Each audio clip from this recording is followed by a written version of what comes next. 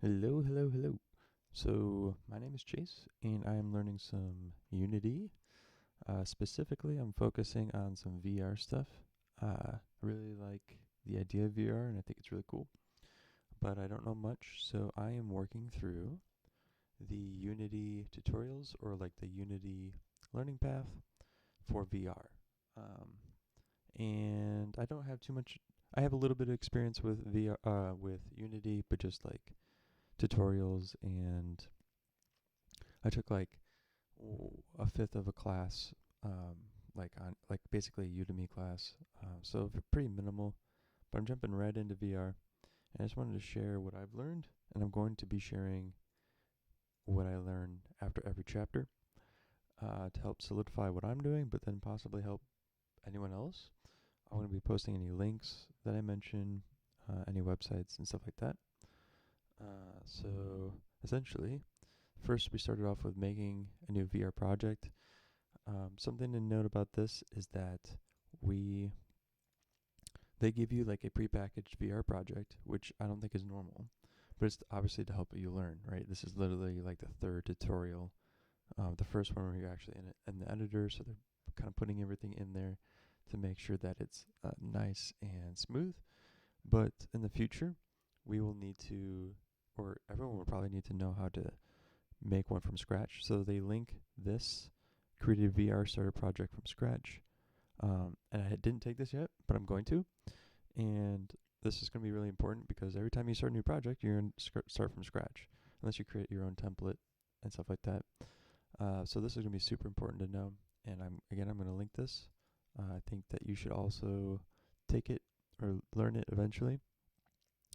The next thing I wrote down is that um, the biggest thing that I learned from this chapter, not the biggest, but one of the bigger thing is the concept of degrees of freedom. Um, and that's basically the thing that makes a video game or VR experience immersive is like 6 degrees of freedom means you can move, you can rotate, you can rotate your head, the field of movement 360, and then you can like move 360, like you can do things. And that's the 6 degrees of freedom. Um, and I thought, okay, I was like, okay, noted.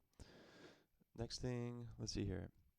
Next thing I thought was interesting that came out of this chapter was that Oculus Quest, which is the main thing that I'm using. So if you're not using Oculus Quest, probably some of this won't really make sense to you.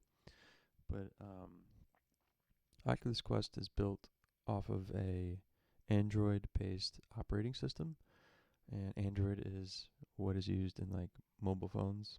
Um, and essentially, I mean, an Oculus Quest, when it's not linked up to a computer, is like a mobile device. So that makes sense. But that will have implications later on, I think, when we're developing. Just kind of thinking about things as if it's like a mobile phone in a sense. The power that it can do, things like, the computing power and all that stuff. Um, and then when you like go ahead and build um, Oculus projects, it's gonna be building as like an Android. So when you export it, you know, if you're troubleshooting things, look up things for Android or stuff like that. Let's see here. Another thing that was mentioned is OpenXR. So OpenXR is like, here's a website. Again, I'm going to link it. It's a standard for AR, VR, XR. And I assume, I don't know too much yet, but from what I've gathered, it's basically trying to make sure everyone's on the same page as far as, um, oops, as far as like creating, wow, that's annoying, creating experiences in XR. So you could see like this one is before and this is after. Um, so yeah, I don't know too much about that yet, just yet, but it's come up multiple times already. And so I think it's something that you definitely should research and keep in the back of your head for the future. And let's see here, what else do we have? I mentioned this already. The last thing that I thought was pretty important from this tutorial, again, I'm only looking at this very first Unity tutorial, VR project setup. The biggest the last thing that I thought was really helpful was there's two ways that you can test your project. One, you can just press play with your Oculus like linked into the um, with the Oculus Link, like the cable right here. Um, and that's how I always thought you did it. And that's pretty simple. You obviously have to do some configuration, but that's in the tutorial. I'm not going to go too deep into that. But there's a second way, which is where you build the project and you build it to Android. Again, we're coming up with that Android word. So Android, when you build it, you're kind of like creating an app. And when you follow, the tutorial, it will download this app into your Oculus library, um, your Oculus right here, and then you can see it right here. Like this is my little app, right? So that's really cool. And what that means is you don't have to use the cable. You can use Airlink, so you don't need the cable stuck to you, and you can test it. Now the pros and cons of each, from what I understand as a beginner, is the pro of the cable is that you don't need to build the project.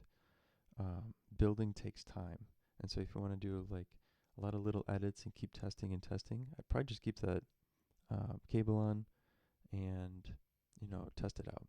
But if you like have a big thing that you finished and you did a ton of work with the cable and like a lot of testing, and you want to like test the whole experience, not tethered to something, I think that's when you would build it and then test it without the cable.